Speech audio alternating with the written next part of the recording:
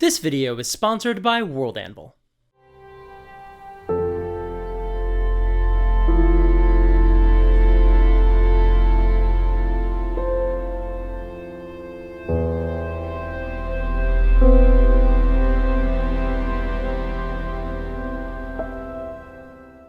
In my last video, I talked about some of the ways you can handle the death of a player character and how your approach might depend on the campaign you're running. Today, I want to talk about another technique you can use in your games to give your players a bit more agency in the moments where their characters fail their final death saving throws. Let's talk about the Swan Song. The Swan Song is actually my term for a combination of two different techniques I've heard recommended in the D&D community. The Last Stand and the Last Words. You might know them by other names, but the basic idea behind both approaches is that the player has a chance to do something as their character dies. This is especially useful if all the player has done for the past few rounds is roll death saving throws, and while that might have potentially been tense, it probably wasn't a ton of fun, and certainly didn't give them a chance to flex their creativity or, play a role.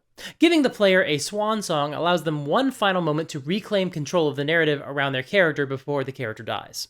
Both of these examples are extremely cinematic, they're tropey, and they're fun.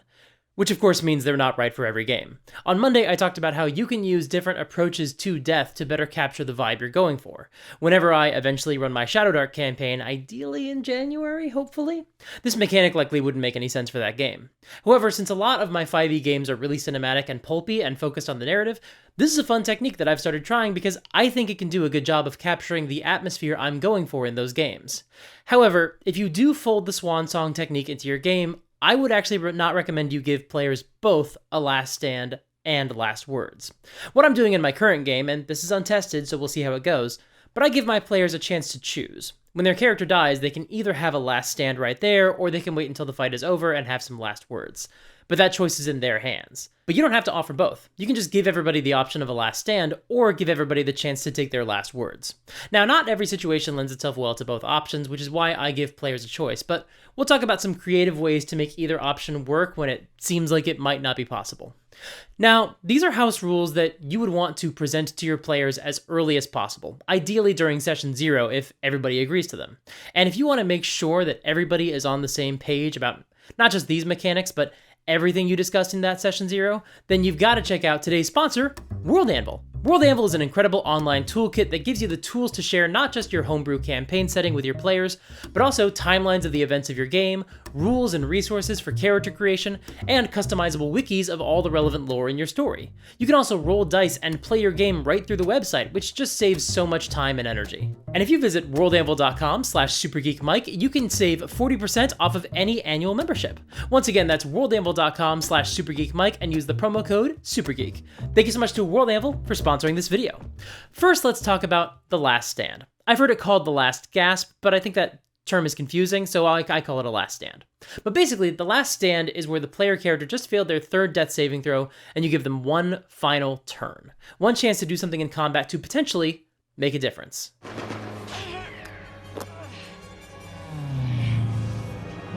Nothing personal.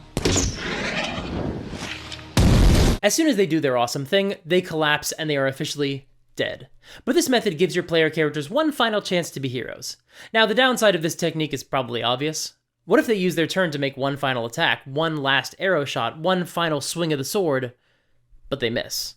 Or even if they do hit, it's just not enough to make a difference and do a lot of damage. Truthfully, I don't have a solution to this problem. If this were a movie, they'd be able to make the final shot, to pull the pin from the grenade, to have their heroic last stand.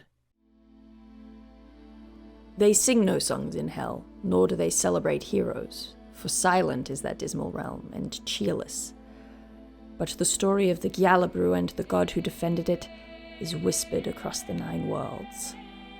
And when a new arrival asks about the one to whom even Hela bows her head, the answer is always the same.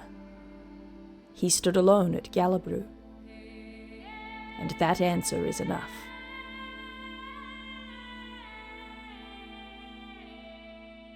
Not if Scourge rolls a 3, and truthfully, I don't have a solution for that problem. It is genuinely a flaw with this technique, and I'd love to know in the comments how you might handle that problem if you were to use this approach in your games. Additionally, there's an argument that this technique completely eats the lunch of the highest level ability for the samurai, Strength Before Death. Observe.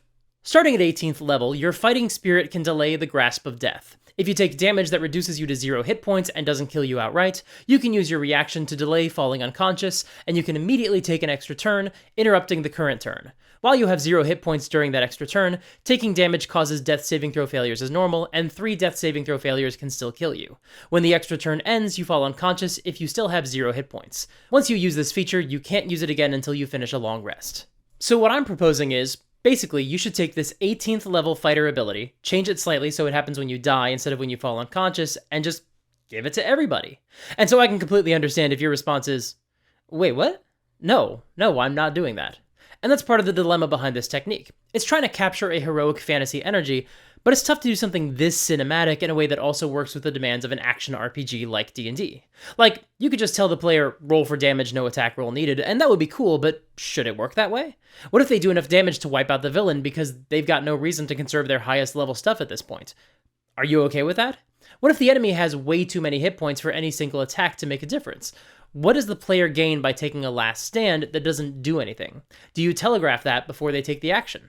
This is something my players have the option to do when they die in my paid Curse of Strahd game, but it's also something I'm going to keep an eye on to see how I like it, because there's a lot of ways for this to potentially be unsatisfying. It's a cool idea, but does it work?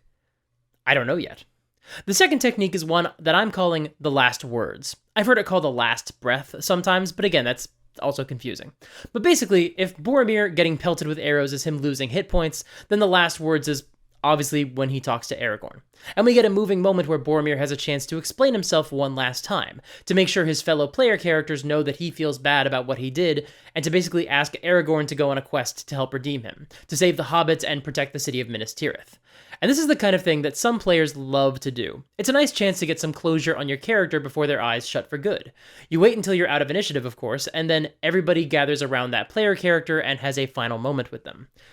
But there are some challenges with this version as well. For example, I call this a final moment, but how long should it be? Should there be a time limit?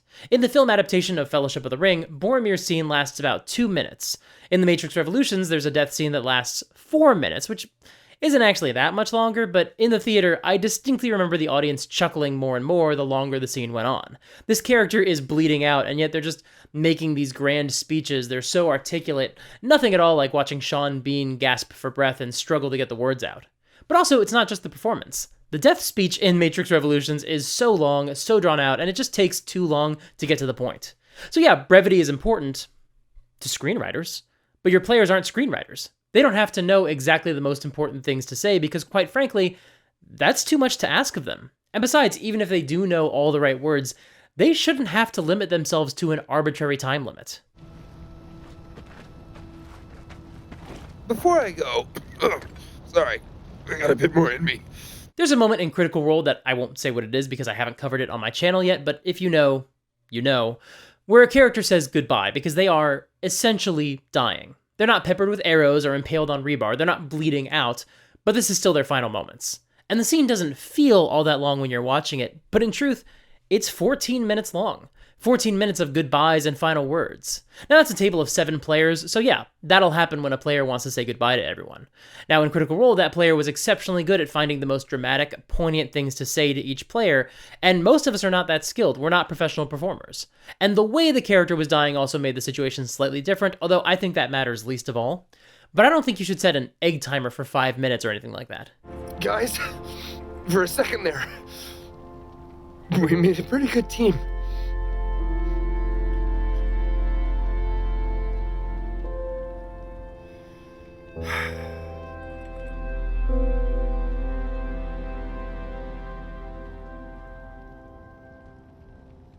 Oh, it's so hard to go. Now, you don't want your players to wander off topic and start strategizing together or anything like that. Like, before the life leaves my body, let's make sure we all know where you're going after this. But hopefully your players understand the intention behind this mechanic and they won't abuse it to metagame or anything like that.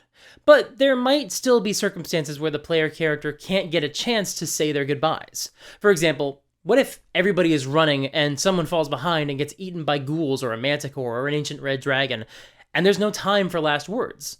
Well, maybe the other party members can find a letter written by the fallen player character at some point before they died, and this can give the player a chance to share some final words. Or the dead PC appears to the rest of the party in a dream, or appears as a spirit. That's a really nice way to allow the player character to say their goodbyes.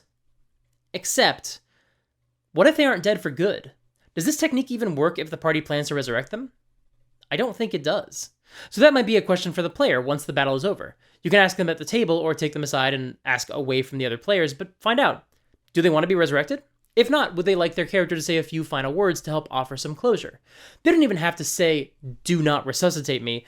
Just the action of taking the time to deliver some final words can send a message to the player characters that this hero's work is done. Like I said, I haven't used either of these techniques in my game yet, but I'm running a game where both are on the table. And for the types of games I run, with high drama and a focus on the player character's personal arcs, I think the Swan song will work really well for my groups. But that might not be the case for you. And in fact, like I said, it might not work for other games I want to run. So let me know, have you ever tried one of these methods in your own game? If you have, how did it go? If you haven't, are you interested in trying them? One or both of them? If not, how come? Certainly there must be more bonuses and downsides to these techniques than I've laid out here, so I would love to hear your thoughts. Thank you so much for watching. Be sure to come back on Monday for the final video in this character death trilogy, when we'll talk about how to kill off player characters with dignity. In the meantime, be sure to like and subscribe and ring the bell. Support me on Patreon if you're able to give some money to make this channel better. Join my Discord server to hang out with other awesome people, and sign up for my newsletter to stay up to date with whatever I've got going on. If you didn't see my video about having a campaign-specific approach to character death, you can check that video out right here. Until next time, play fair and have fun.